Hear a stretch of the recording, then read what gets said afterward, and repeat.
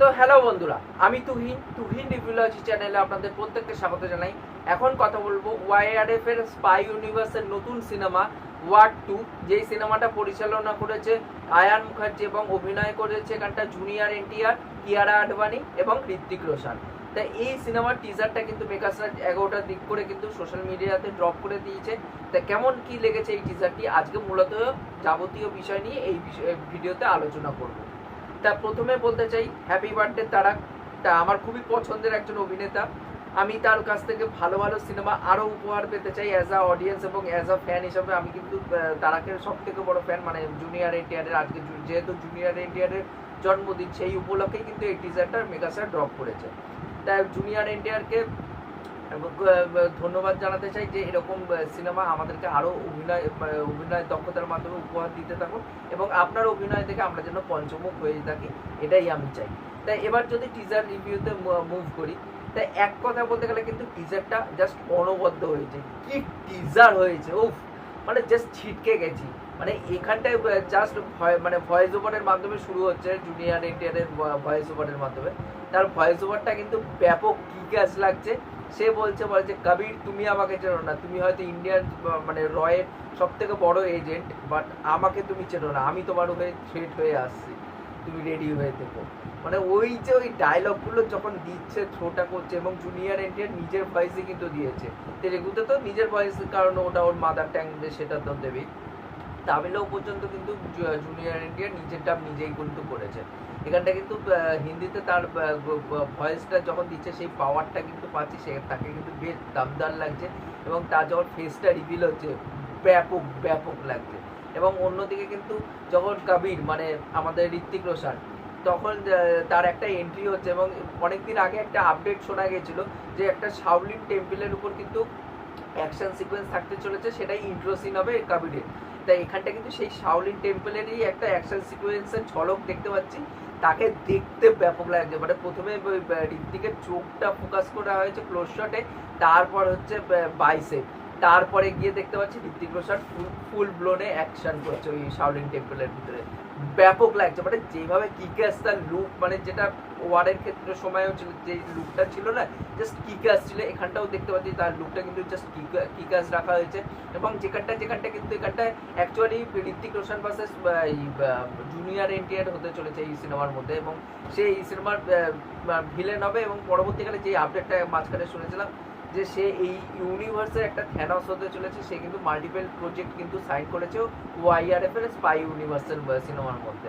এবার সেই জায়গা থেকে দাঁড়িয়ে যখন দেখতে পাচ্ছি এই যে জুনিয়র এনটিআর এবং আমাদের ঋত্বিক রোশনের ফেস অফটা ব্যাপক লাগছে। এবং ভিজুয়ালি জাস্ট কিক-অ্যাস এখানটা রাখা হয়েছে। প্রত্যেকটা সিনে যেভাবে ভিজুয়ালগুলোকে দেখানো হয়েছে, পুরো ঝাট করে এডিট করা হয়েছে, পুরো কম্প্যাক্ট রাখা হয়েছে। 1 মিনিট 30 সেকেন্ডের কাছাকাছি এই টিজারটা। ব্যাপক ডিজাইন করা হয়েছে এডিটের, এবং ভিজুয়ালি কিন্তু দুর্দান্ত লাগছে। এবং ওয়াইআরএফ এর স্পাই ইউনিভার্সের মধ্যে যদি আপনারা একটা রেকারিং থিম দেখে থাকেন, যে এখানটায় কিন্তু এই যে আইসল্যান্ড, এই বরফের জায়গার মধ্যে কিন্তু একটা কিন্তু অ্যাকশন সিকোয়েন্স তারা কিন্তু ডিজাইন করে। ওয়ারের ক্ষেত্রেও কিন্তু সেম একটা ছিল, যেখানটায় লাস্টের ক্লাইম্যাক্সের সিন ডিজাইন করা হয়েছিল। পাঠানের ক্ষেত্রেও সেম, এখানটাতেও কিন্তু সেম, যে এখানটাতেও দেখতে পাচ্ছি একটা আইসল্যান্ড, যেখানটা বরফের জায়গা, দুইজন একে অপরের ফেস অফ হচ্ছে, জুনিয়র এনটিআর এবং ঋত্বিক রোশনের মধ্যে। সেই জায়গায় তাদের দুজনকে কিন্তু ব্যাপক লাগছে। শুধু একটাই কথা বলতে চাই, টিজারটা আমার কিন্তু খুবই দুর্দান্ত লেগেছে। কিন্তু একটাই কথা বলতে চাই যে ওয়াইআরএফ এর স্পাই ইউনিভার্সের মধ্যে যেইভাবে পাকিস্তান প্রেমটা দেখানো হয়, সেটা একটা টাইগারে হোক, টাইগার জিন্দা হেতে হোক, বা টাইগার 3তেও আমরা দেখেছি যে ওখানকার প্রশাসন পড়ে যাচ্ছে, সেইটা বাঁচাতে আমাদের ইন্ডিয়ান এজেন্টটা যাচ্ছে, মানে ইন্ডিয়ান এজেন্ট মানে টাইগার যাচ্ছে সেই প্রশাসনের ক্ষমতা বাঁচানোর জন্য। তো এই জিনিসগুলো প্রচণ্ড বোকা লেগেছিল। তাও সেই টাইমে মানুষ কিছু বলেনি, কারণ পলিটিক্যাল সিনারিওটা কিন্তু পুরোপুরি আলাদা ছিল। এখন কিন্তু পলিটিক্যাল সিনারিও পুরোপুরি আলাদা। পাঠানের ক্ষেত্রেও সেই দেখতে পেয়েছিলাম আমরা দীপিকা পাডুকোনের ক্যারেক্টারের মধ্যে। তা সেই জিনিসটা যেন এইবার না থাকে, এটাই আমি চাইবো। যদি থাকে তাহলে কিন্তু প্রচণ্ড বড় বাওয়াল এবং ঝামেলা কিন্তু হবে, যে এই পাকিস্তান প্রেম যদি আবার দেখা যায়। কারণ পেহেলগাম কিন্তু খুব সদ্য একটা ঘা, এবং সেটা যদি মানুষকে একবার ট্রিগার করে দেয় যে এখানটা পাকিস্তান প্রেম দেখানো হচ্ছে, ট্রিগার যদি হয়ে যায় মানুষ, তাহলে কিন্তু পাবলিকরে কিন্তু ঠেকানো যাবে না। এবার হল ভাঙচুর, সিনেমা বয়কটের কিন্তু ডাক চলে আসবে। আমি শুধু এটাই চাইবো যে পাকিস্তানকে যেন আউট অ্যান্ড আউট ভিলেন দেখানো হয়, পাকিস্তানের প্রতি কোনো সিম্প্যাথি যেন না দেখানো হয়। যদি দেখানো হয় সেটা সত্যি খুব খারাপ হবে। আর তার থেকেও বড় কথা, এখানটায় পরিচালক হচ্ছে আয়ান মুখার্জি। আয়ান মুখার্জি সে যেই টাইপের সিনেমা করে, coming of age cinema, coming of age যে রোম্যান্সগুলো, রোম্যান্টিক ড্রামা সে বানায়, অ্যাকচুয়ালি মূলত সে ড্রামা সিনেমাই বানিয়েছে। এবার সেই জনরায় কিন্তু তাকে কিন্তু বেশ ভালো লাগে, বাট অ্যাকশন জনরায় কিন্তু তার কোনো সিদ্ধহস্ত নেই। সেটা কিন্তু আমরা ব্রহ্মাস্ত্রের ক্ষেত্রেও দেখেছি। সিনেমাটা হয়তো প্রমোট করা হচ্ছিল যে ইন্ডিয়ান মাইথোলজিকে নিয়ে সিনেমাটা, বাট সিনেমাটার কিন্তু আউটপুটটা যেরকম বেরিয়েছিল, দেখে মনে হচ্ছিল যে ওটা কোথাও না কোথাও মার্ভেলের সিনেমার থেকে ইন্সপায়ার্ড হয়ে কিন্তু সিনেমাটা ব্রহ্মাস্ত্র সিনেমাটাও কিন্তু আয়ান মুখার্জি বানিয়েছিল। কারণ আয়ান মুখার্জি কিন্তু মার্ভেলের বড় ফ্যান, সেটা কিন্তু সে বারংবার বিভিন্ন জায়গায় কিন্তু বলে এসেছে। এবার সেই জায়গা থেকে দাঁড়িয়ে এই সিনেমাটা নিয়ে আমি একটু স্কেপটিক্যাল থাকবো। তার একটা কারণ সে দেখবো যে দেখুন টিজারটা ভালো কাটা হয়েছে, যেই অ্যাকশন সিকোয়েন্সগুলো দেখতে পাচ্ছি, ওয়ারে খরচা করেছে, সেই ভিজুয়ালি জায়গাগুলো দেখতে পাচ্ছি, সেগুলো কিন্তু খুব ভালো লাগছে, টপ নচ লাগছে। বাট এখানটা কিন্তু ডিরেক্টর যদি কোথাও না কোথাও ফেল করে যায়, যেটা টাইগার 3 ক্ষেত্রেও হয়েছিল, যে ফ্যানের ডিরেক্টর বানিয়েছিল টাইগার 3, সে কিন্তু ঝুলিয়ে দিয়েছিল।